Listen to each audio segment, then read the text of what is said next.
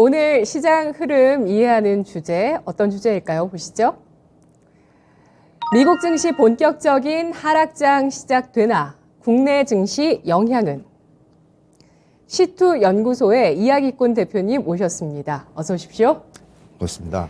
안녕하세요. 계속해서 우리 이야기꾼 대표님의 연구 결과, 그에 따른 전망을 계속 보고 있습니다. 미국의 금융 역사를 쭉 연구해 주셔서 본인만의 시나리오를 확립해 주고 계시고요. 그에 따른 기준에 대해서 여러분께 설명을 드리고 있는데요. 그 기준에 따른 또 시각을 확인해 보겠습니다. 미국장에 대한 이야기가 요즘 굉장히 많습니다. 우리 이야기꾼 대표님을 저희가 5월 4일에 모시고 5월 FMC 직전에 또 이야기를 한번 나눴었는데 그 이후에 경기 침체에 대한 그 우려감이 굉장히 극심해지면서 미국장이 지금 나스닥은 고점 대비해서 20% 이상 하락한 상황이고요. 또 다우와 S&P 500 지수는 20% 이상의 하락을 보였다가 조금 낙폭을 줄인 모습입니다. 여기서 본격적인 약세장이 이어질 것이다 라는 전망이 나오고 있는데 이 전망에 대해서 어떻게 보십니까? 먼저 결론만 말씀드리면 지금 저는 5월 바닥론을 얘기하고 있어요. 이제 5월 바닥론을 말씀드리면 상당히 많은 악플을 받습니다. 근데 일단은 5월 바닥론을 말씀을 드리고 제가 책을 좀 많이 읽는 편이에요. 그러니까 바쁘지 않으면 거의 하루에 한 권씩 읽는 편인데 네. 매년 거르지 않고 챙겨서 보는 종류가 있어요. 그게 뭐냐면 이제 죽음에 관련된 주제를 가진 책을 꾸준히 읽습니다. 왜냐하면 이제 죽음이라는 거를 염두에 두고 삶을 살면 삶이 더 열정적으로 바뀌고 그 다음에 우선순위에 대한 그 고민이 매우 줄어들어요. 그러니까 삶에서 중요한 것들이 뭔지가 죽음을 생각하면 굉장히 명확해진다는 거죠.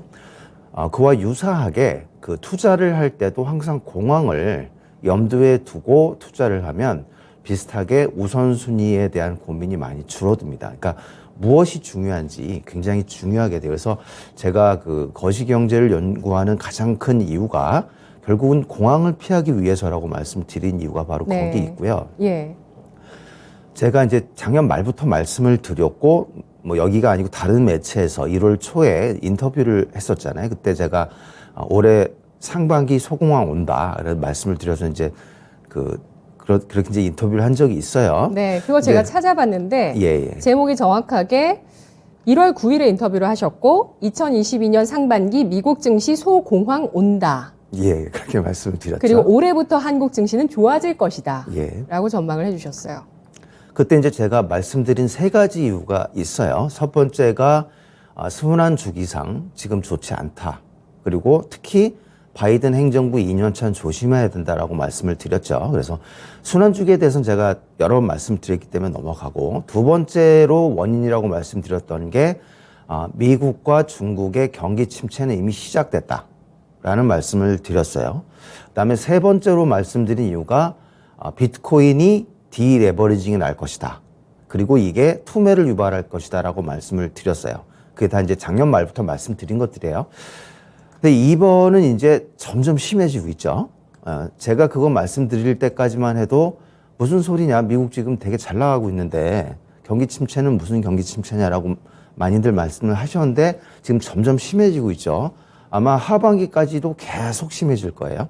그다음에 중국은 이미 재작년 말, 작년 초부터 안 좋아졌기 때문에 지금 거의 막바지에 와 있어요.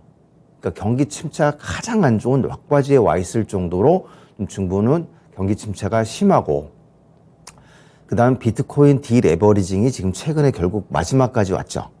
그래서 4월에 결국 지금 테라 루나로 촉발된 스테이블 코인의 코인런이 발생을 했고, 지금 시총 3위인 그 테더까지 전이가 되느냐 마느냐 이렇게 지금 하고 있어요. 그리고 실제로 4월 말부터 5월 지금까지 발생된 하락의 대부분의 원인은 이 비트코인 디레버리징으로 인한 것이에요.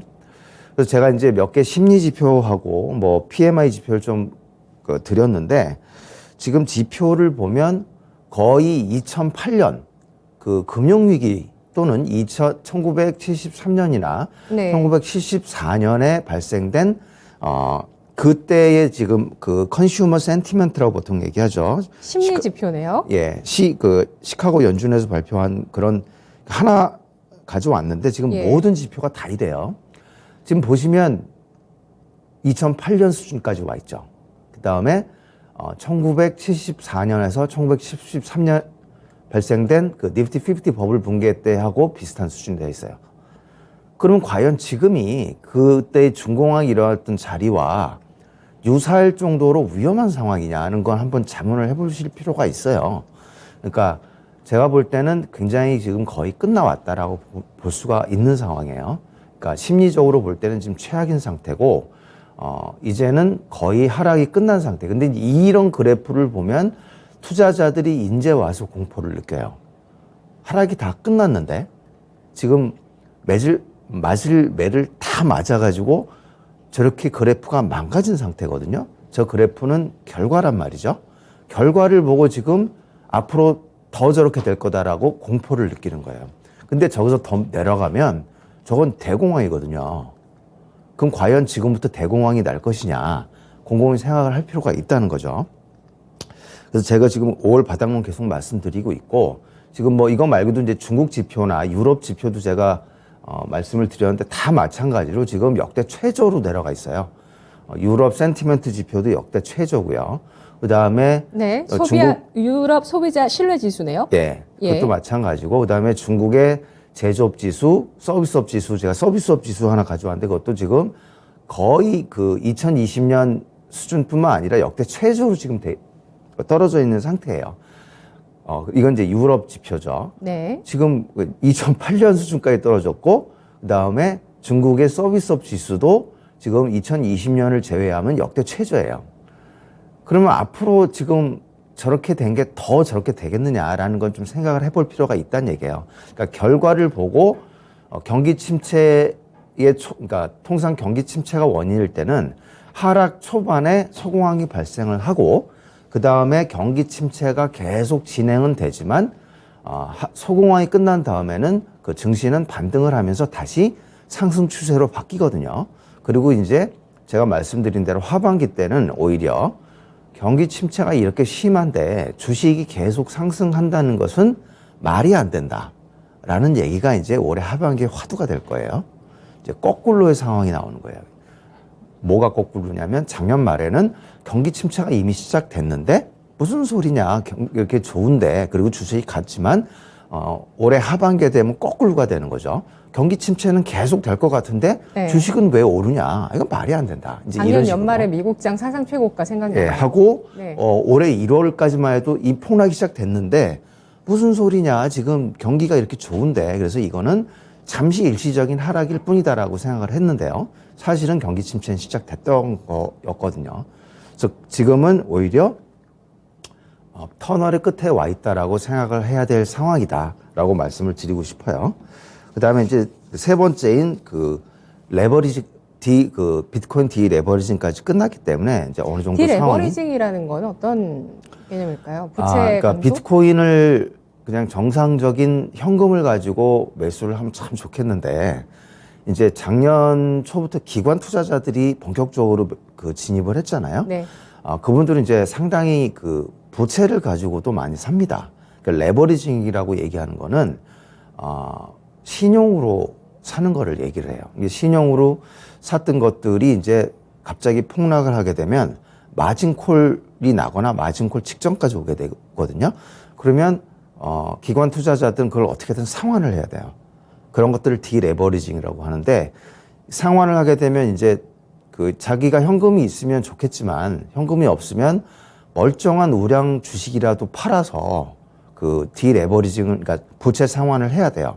마진콜을 방어를 해야 되는데, 그런 과정에서 나스닥이나 S&P 500이 폭락을 하는 거예요. 그래서 이런 어떤 그 시총이 큰 어떤 그 자산에서 디레버리징이 발생될 경우에는 연쇄 효과에 의해서 우량한 주식까지도 같이 폭락을 하는 현상이 디레버리징입니다. 그리고 이게 보통 소공황, 중공황도 마찬가지고 소공황, 그러니까 공황의 투매의 끝에서 항상 발생되는 현상이에요. 그래서 사실은 1, 2, 3월에서는 비트코인 디레버리징이 별로 없어서 이번에는 이게 없이 그냥 넘어갈까 생각을 했는데 역시나 4월 말부터 이번에도 결국 투매가 발생됐고 이번에 주역은 비트코인 디레버리징이라고 볼 수가 있습니다. 자, 그 다음에 이제 제가 통계를 하나 갖고 왔는데 이게 오늘 가장 중요한 말씀이 될 것 같아요. 그래서 이제 1957년 이후에 정리된 표를 하나 제가 가져왔는데 그걸 좀 펴주시면 제가 그거 가지고 말씀을 드릴게요. 1957년 이후에 그렇죠. 이 표인데 1957년 이후에 이렇게 16번 정도 되는 하락장, 그러니까 마이너스 20%가 넘는 하락장만 다 열거를 한 거예요. 지금 그 언론에서 항상 얘기하는 게 마이너스 20%가 넘으면 네. 본격적인 하락장에 진입한다라는 걸 앵무새처럼 얘기하고 있죠. 그다음에 예. 요즘 사실은 지난주에 S&P 500이 마이너스 21%까지 떨어졌기 때문에 그 얘기가 지금 뉴스 기사에서 계속 나오고 있어요. 근데 제가 뒤에서 말씀드리겠지만 마이너스 20%가 본격적인 약세장으로 진입한다라는 뉴스 기사가 나올 때가 바로 바닥이에요. 바닥이에요. 1950년대 이후에 미국장에서는 네. 고점 대비해서 20% 이상의 하락이 나와서 약세장 전환 분기점에 서 있다라는 내용이 나올 때가 항상 바닥이었다고 예, 말씀을 드리고요. 판단하시네요. 표를, 예. 그 정도로 지금 확신하시는 건 예, 통계를 표를 기반으로 설명을 한다고요? 드려야 제가 예. 이제 설명이 될 것 같고요. 네. 일단 저렇게 표를 그냥 전부 더해가지고 평균을 내게 되면 마이너스 30% 정도 나오고 하락 기간이 1년 정도로 나와요. 네. 근데 이제 이게 굉장히 평균의 오류라고 보통 얘기하는 것들이에요. 그러니까 공황에는 세 가지가 있다고 말씀드렸잖아요. 첫 네. 번째, 중공황. 중공황은 이제 34년으로 형성되는 중기 추세에 봄 국면에 한 번 발생되고 겨울 국면에 한 번 발생되는 굉장히 드문 현상이라고 말씀드렸잖아요. 120년 미국 금융 역사상 4번밖에 없다.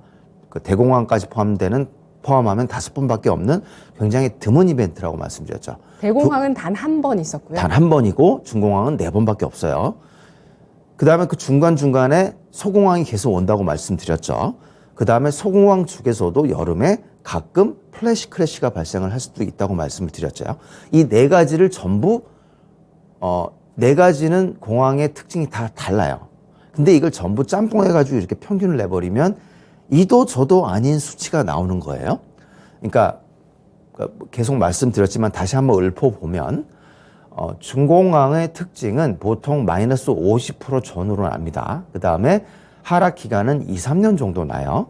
그 다음에 보통 7단 하락, 8단 하락, 9단 하락까지도 나옵니다. 그러니까 그 다음에 중공황의 원인은 굉장히 복합적으로 발생을 해요. 그러니까 한두 가지의 원인이 아니라 거의 그냥 모든 예를 들어 죽기 직전에 중증 환자들 보면 그냥 온갖 문제들이 중첩돼 가지고 손을 못 쓸 정도가 되잖아요. 그런 상태가 바로 중공황의 원인이 돼요. 근데 소공황은 이게 확 줄어요. 소공황은 S&P 500 기준 최대 하락률이 마이너스 20%밖에 안 됩니다. 그 다음에 하락 기간은 보통 2개월에서 한 6개월 요거밖에 안 되고요. 하락 단계는 보통 3단 하락 아니면 4단 하락으로 끝나요. 그 다음에 하락의 원인은 한두 가지밖에 안 돼요. 이번 2022년 소공황과 2018년 소공황은 원인이 같은데 달러 강세와 경기 침체 두 개밖에 없어요. 근데 이제 2020년 3월 플래시 크래시는 또 다른 원인이에요. 그때는 금리 인하가 원인이었고 이런 식으로 이제 대부분의 가장 많은 원인을 차지하는 게 경기 침체예요. 그래서 상당히 순환적인 특징을 가지고 구조적이지가 않고 한두 가지에 의해서 결정이 되기 때문에 이렇게 중공황처럼 모든 문제의 종합 세트가 아니라 한두 가지밖에 안 생기는. 근데 이제 여름에 한 번 정도 플래시 크래시가 발생을 해요. 그때는 이제 얘는 이제 마이너스 35% 전후에 강한 하락이 나오지만 굉장히 빨리 회복을 합니다. 보통 한두 달 만에 회복을 해버리기도 하고, 그냥 일반적인 특징은 소공황하고 비슷해요. 다만 최대 하락폭이 마이너스 35%라는 게 다를 뿐이에요. 근데 이걸 전부 짬뽕을 해가지고 다 더해버리면 마이너스 30%가 나오고 하락이 1년이 나와버려요. 그러면 지금 마이너스 20%니까 평균으로 봐도 마이너스 10%더 하락하겠네. 지금 5개월 하락했으니까 그럼 앞으로 7개월 더 하락하겠네. 이런 잘못된 통찰이 나올 수가 있는 거예요. 그 다음에 만약에 시나리오 모델을 몰라서 지금이 중공일 수도 있다라고 착각을 하게 되면 마이너스 50% 하락을 할 건데 지금 마이너스 20% 하락이니까 앞으로 마이너스 30%더 하락을 하겠네. 그 다음에 2, 3년 더 하락을 할 거니까 지금 5개월 하락했으니 아직도 멀었네. 이렇게 착각을 할 수가 있다는 겁니다. 근데 실제로는 이거를 일일이 하나씩 따져봐야 돼요. 그러니까 저 표를 보시면 1957년도는 미국 증시 5기 여름 국면이죠. 그때 발생된 소공황인데 정확히 마이너스 20%밖에 하락을 안 했어요. 61년도에는 플래시 크래시예요. 네. 그래서 28%까지 하락을 했지만 네. 결국 금세 반등을 했고 그 다음에 그 5기의 겨울 국면은 1966년부터 68년까지 길게 진행이 됐어요. 이때는 이제 마이너스 36%까지도 나왔죠. 이건 겨울 국면이니까 그런 겁니다. 그 다음에 1973년에서 74년은 그 중공황이죠. 그러니까 마이너스 48%까지 하락을 했어요. 그러나 이제 그 6기로 이제 가면 이제 본국면이 딱 있고 87년이 그 6기 여름에 발생된 첫 번째 좀 그 탁월한 소공황이라고 볼 수 있는데 이때는 이제 마이너스 33%까지 하락을 했어요. 그 다음에 90년 소공황 때는 또 마이너스 20%, 98년 소공황 때는 또 마이너스 20%. 그래서 크게 하락을 해봐야 최대 하락폭이 마이너스 20%밖에 나지 않는다는 거예요.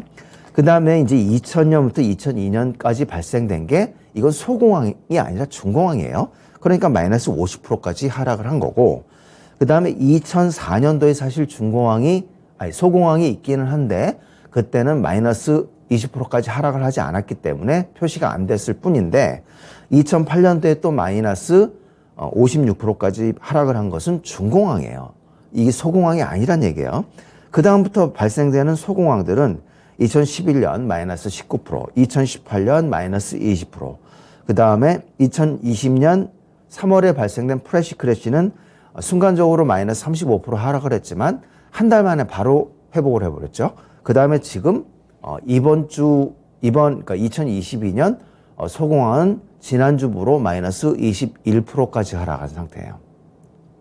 그러니까 뭔가 지금 시나리오 모델로 구분을 해보면 소공황의 특징을 중공황과 플래시 크래시와 구분을 하지 않으면 굉장히 잘못된 판단을 할 수 있다는 것을 알 수가 있고, 지금 소공황이기 때문에 끝까지 원 상태예요. S&P 500 기준으로 볼 때 지난주 기준 마이너스 21%까지 하락을 했고, 지금 5개월 정도 하락을 한 거죠. 5개월 정도 하락을 했고, 그 다음에 지금 4단 하락까지 나온 상태거든요.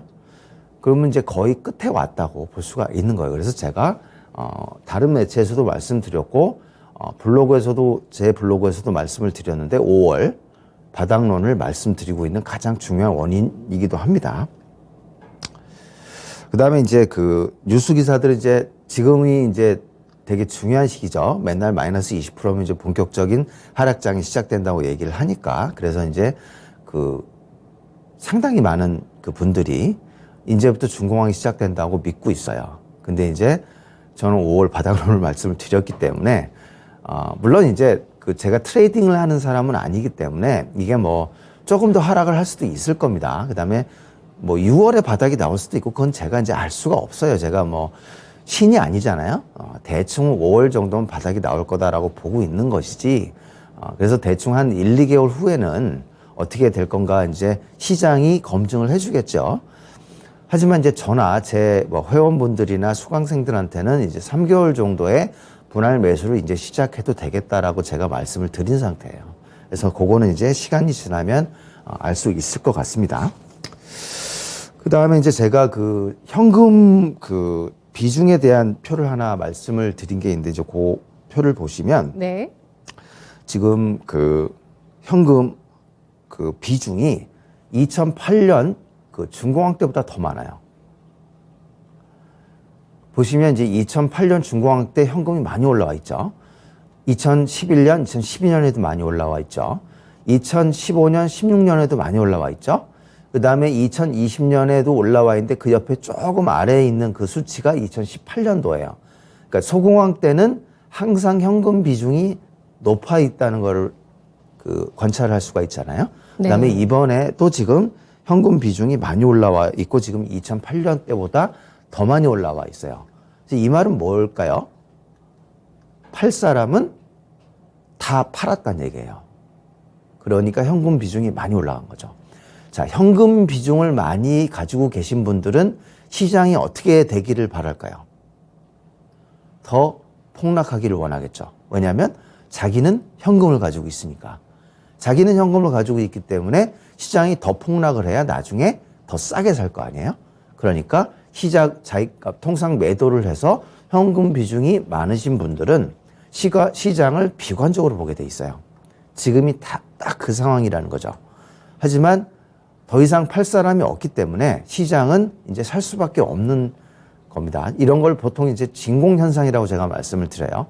그러니까 전부 다 팔아서 더 이상 더 팔 사람이 없는 상황. 네. 그런 것들이 현금 비중을 보면 알 수가 있는 거고요.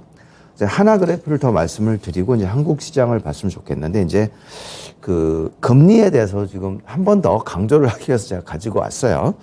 금리 인상기는 항상 대세 상승기다라는 거를 여전히 대부분이 믿지 않고 계시기 때문에 한 번만 더 강조를 하기 위해서 가지고 왔는데 표를 보시면 예. 자, 이 노란색이 공황이잖아요. 그죠? 그리고 저 기준금리예요. 파란색은. 보시면 기준금리가 올라가고 있나요? 내려가고 있나요? 다 내려가고 있어요. 있죠.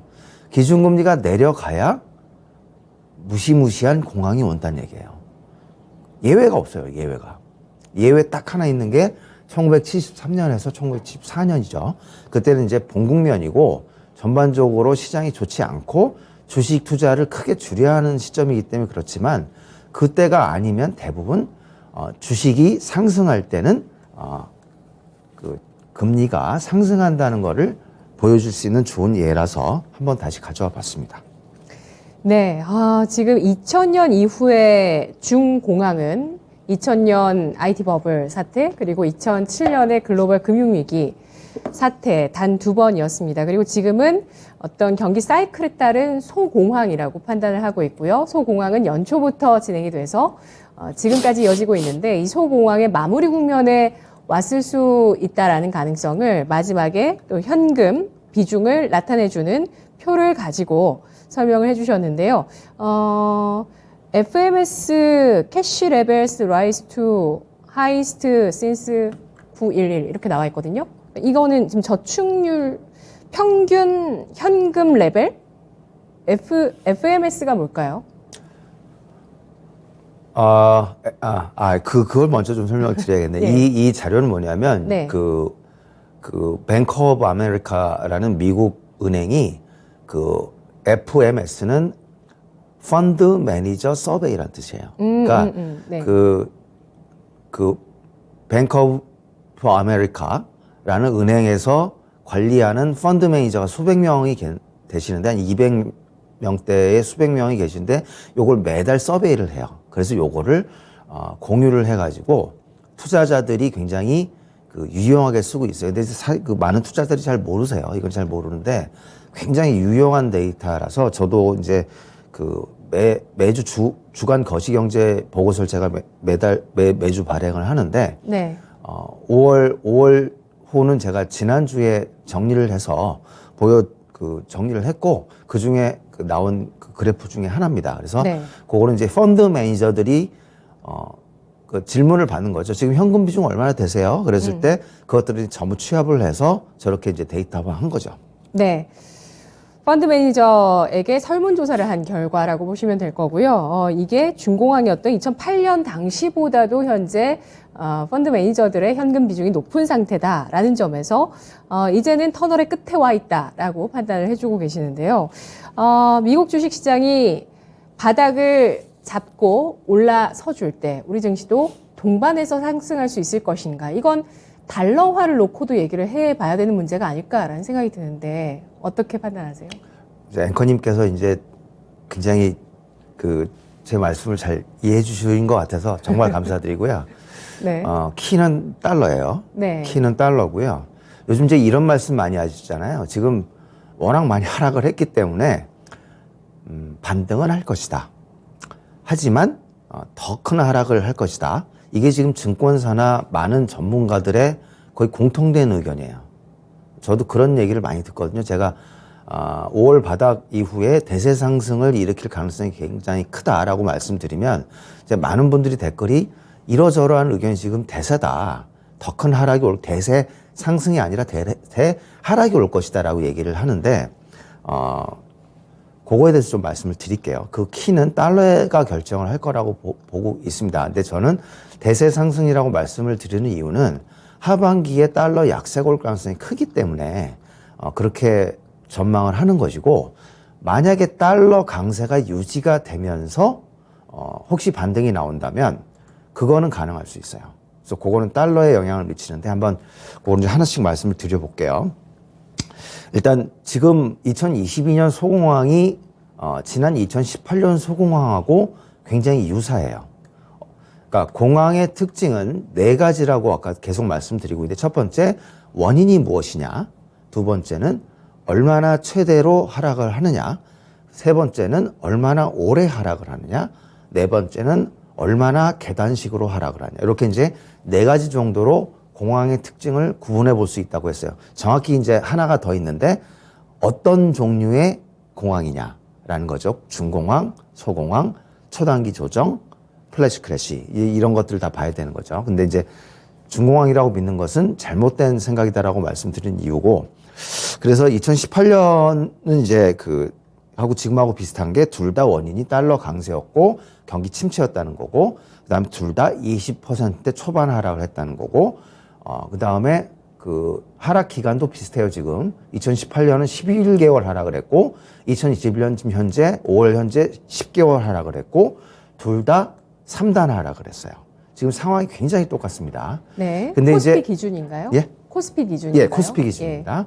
근데 이제 한 가지 다른 점은 뭐냐면 2018년 이렇게 바닥을 만든 다음에 상반기에 반등을 하고 그 이후에 2019년부터 2020년 3월까지 하락을 했어요. 근데 그거를 이제 많은 분들이 보고 약간 반등을 한 다음에 2019년에 이제 큰 하락을 했던 것처럼 이번에도 그럴 것이다 라고 얘기하는데, 그때 이제 뭐가 있었냐면 2가지를 봐야 되는 게, 첫 번째는 그때는 한국 증시 3기의 봄 국면 중에 좋지 않았던 4월 국면이라는 거를 감안을 해야 돼요. 그리고 달러 강세가 심했다. 요거를 감안을 했어야 되는 거고, 그때는 그래서 좋지 않았다는 상황인데 지금은 상황이 다릅니다. 지금은 7월 국면이고 이미 2020년 11월 말에 역사적 전고가를 돌파를 하면서 6월 국면이 시작이 됐어요. 그러니까 작년 8월 이후에 하락을 많이 했지만 지금 여전히 고공권에 있고 기술적으로 볼 때 지금 상승 추세에 있습니다. 그래서 지금은 그때랑 비교할 수가 없는 상황이에요. 그래서 지금 국면상, 시나리오 모델상 4월 국면과 7월 국면은 분명히 다르기 때문에, 왜냐하면 4월 국면은 여전히 하락 추세의 압력을 더 많이 받았던 때고, 지금 7월은 조금 하락은 했지만 여전히 상승 추세의 영향을 받는 때예요. 자, 두 번째 변수로는 달러 강세가 오느냐 안 오느냐가 중요하다고 말씀드렸잖아요. 근데 지금 이야기꾼은 올해 하반기에 달러 약세를 전망하기 때문에 그거는 이제 여러 번 말씀드렸고 6월쯤에 또 말씀을 드릴 거예요. 그 상황이 이제 계속 인플레이션하고 연동을 하기 때문에, 그래서 달러 약세가 오게 되면 대세 상승이 나올 수밖에 없습니다. 그래서 달러를 보고 판단을 하면 좋을 것 같아요. 그다음에 그때와 또 다른 게 뭐냐면 지금 실적이 지나칠 정도로 좋아요. 뭐 이 이상 좋을 수가 없을 정도로 좋습니다. 지금 근데 문제는 성장률 둔화, 그러니까 상승률 둔화. 아니에요. 아니에요? 예, 작년 제가 작년 표 하나 있는데, 작년에 지금 금융사를 제외한 600여 개의 상장사들의 작년 실적을 볼 때 네. 매출이 매출이 20% 성장을 하고 영업이익률이 74% 성장을 했어요. 역대 다 최대예요. 그다음에 코스피도 1048개 기업인가 뭐 코스닥. 코스닥은 1048개 기준으로 했는데 매출 18%, 영업이익 40% 증가를 했고 역시 역대 다 최대예요. 그러면 올해는 과연 그러니까 올해 지금 실적은 작년이 어떨까, 안 좋았잖아요. 작년이 안 좋았는데 이렇게 실적이 좋아버리니까 작년 밸류에이션이 하반기에 너무너무 주가가- 좋은 거예요. 예. 지금 밸류에이션이 그건 사실이죠. 지금 밸류에이션은 뭐 굉장히 낮죠. 9.5배 이루고 있어요. 그렇죠. PBR이 뭐 0.8배, 0.9배 이루고 있어요. 지금 2008년 금융위기 수준으로 떨어져 있는 상태예요. 네. 지금 뭐 그 피어 투 피어로 또 비교를 해야 되니까 뭐 지금 같이 많이 하락을 한 중국이나 대만하고 비교를 해봐도 PER이 뭐 지금 뭐 제가 잘 기억을 못해서 보면 지금 표를 준비해 주셨네요. 표를 제가 하나 드렸는데 이 다음 엄청나게 표입니다. 지금 밸류에이션이 너무 저평가인 상태입니다. 그러니까 중국이 12배, 대만이 13배 정도 되고, 그러니까 5월 2일 기준이에요. 한국이 9.8배이기 때문에 엄청나게 지금 상태고, 미국은 22배. 그 다음에 지금 뭐 우크라이나 전쟁으로 상황이 좋지 않은 유럽하고 비교해도 지금 50% 이상 밸류에이션이 낮은 상태예요. 그럼 과연 지금 한국이 그 정도로 안 좋은 상태가 맞느냐? 그렇지는 않다는 겁니다. 그러니까 2020년 때 보시면 한국이 전 세계 증시 상승률 1위를 기록했어요. 네. 그러니까 너무 과열이 했기 때문에 작년에 좋지 않았던 거예요. 실적이 역대 최대였음에도 불구하고.